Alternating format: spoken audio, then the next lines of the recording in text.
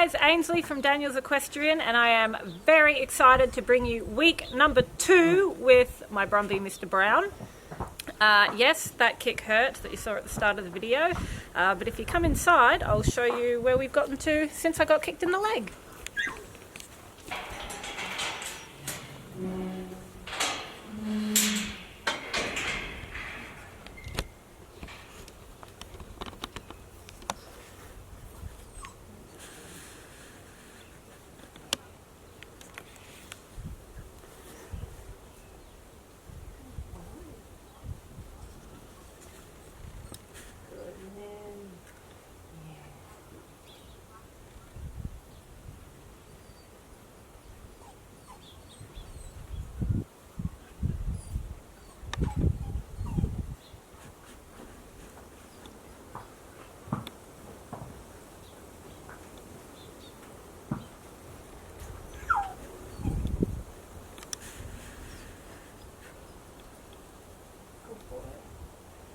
So, needless to say, we've come a fair way.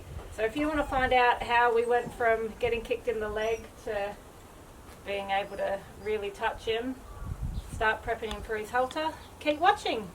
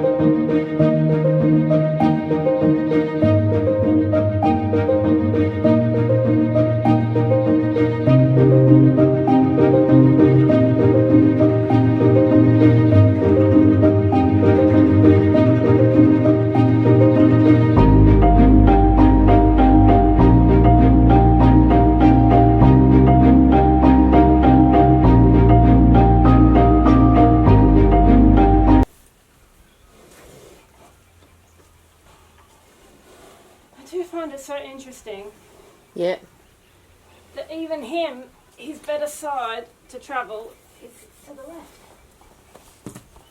Why is that? So it's really important there when he moves away. Obviously I can't move very fast,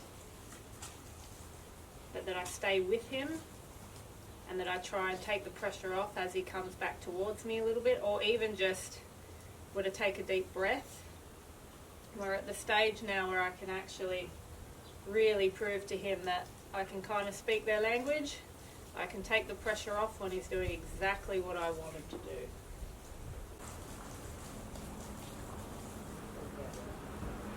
So even there, I didn't have to touch him at all, and yet I got what I wanted.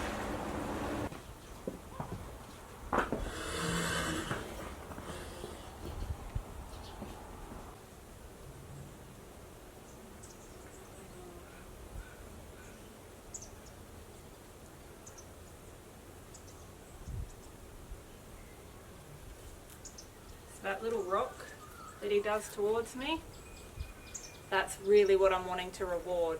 That rock away, it's a very fine line. If he wants to, he can get out. But if I can just keep my hand there enough for him to rock forward and come towards me, I can take that pressure off. We're getting to the stage now where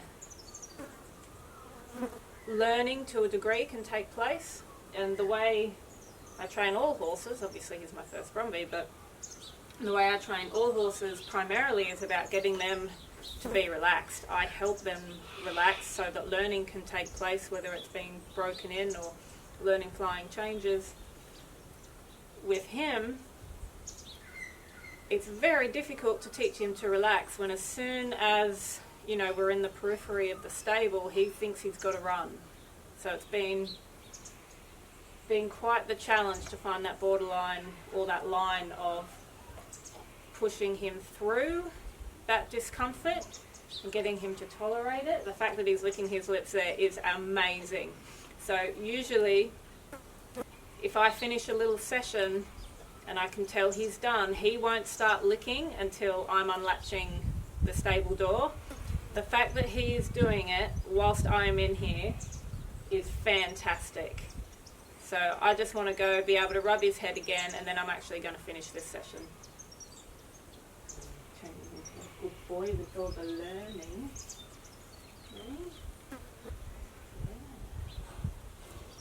Oh, this is the most relaxed he's ever been with me as he gets into posture.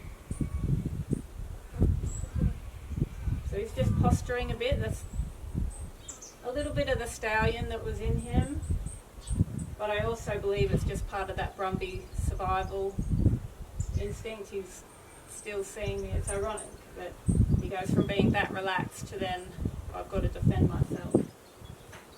And at this stage with him, I'm really just letting him express that. I could challenge him, or not challenge him, but I could kind of meet the challenge and push him back, but I've learned, especially this week, that it's just a way of his expressing himself. He's kind of almost struggling with himself. He can't quite give himself over to me yet.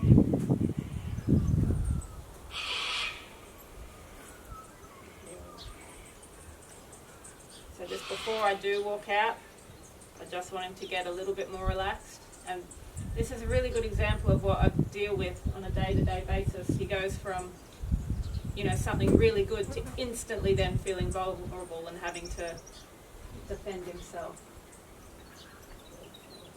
Good. So just get that little lower of the head. We'll end that session there.